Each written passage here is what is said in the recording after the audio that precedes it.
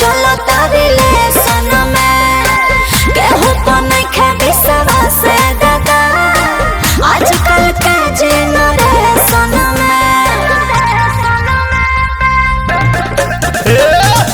मुँह में अंगुरी डाली खाली चूसेलू जहिया से भइल हो रसदार भतार खातिर हुसेलू सुती उठी मारेलू लतार भतार खातिर हुसेलू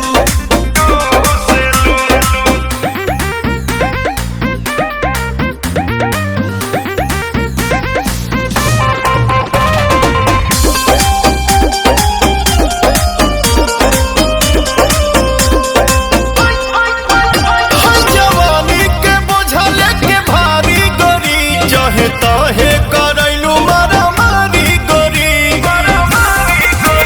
तू मोहका के फेरा में लागल बड़ो तोरा तारो पलट काहे पागल बड़ो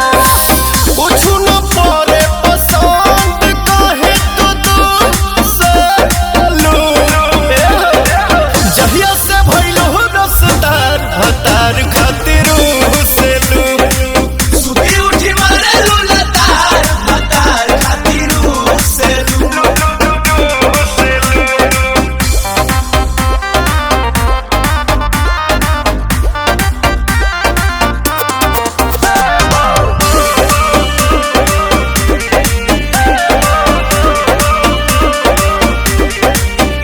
जब छुई त छरकेलू बाछी निया नहीं नाक बैठ देलू